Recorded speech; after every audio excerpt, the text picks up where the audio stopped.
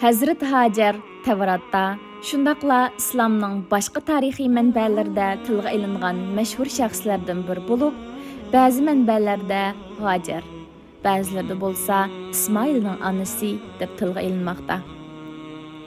İbrahim alayhissalomning ayoli Hazrat Hajar aslida Misrlik bo'lib, Fir'avnning İbrahim alayhissalomning ayoli Saraga hadiya qilgan kenezik edi.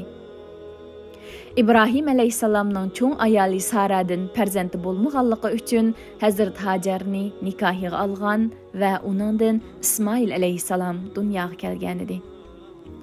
İsmoil alayhissalom tug'ilgandan keyin İbrahim alayhissalom Allohning irodasi bilan Hazrat Hajar va quchoqdagi o'g'li Ismoilni ilib Hijozga safar qildi.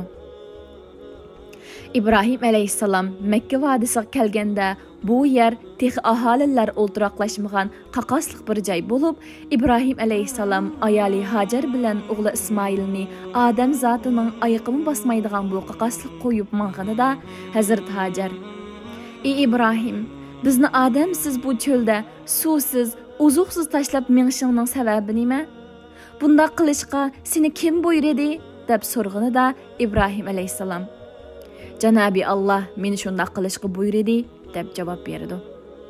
Bu javobni anglagan Hazrat Hajar: "Undaq bo'lsa ketavergin, Alloh bizlarni o'z panohida saqlaydi" deyish orqali sabr bilan ilohiy amrga bo'ysunadi. İbrahim alayhissalom ketgandan keyin uzun o'tmayla yinidagi ozuqlik tugab, quchqidagi o'g'li Ismoilning ochliq va usuzlikdan qirqirab yig'lig'anini ko'rib chidamagan ana suv va yemak tepish umidi bilan Safa va Marva tog'i orasida yugurishga boshlaydi. Ikki tog' orasida yugurib 7 qitim bo'lgan asnoda Zamzam suvi paydo bo'lib, ana bola ikkilanni halokatdan qutuldirib qoladi.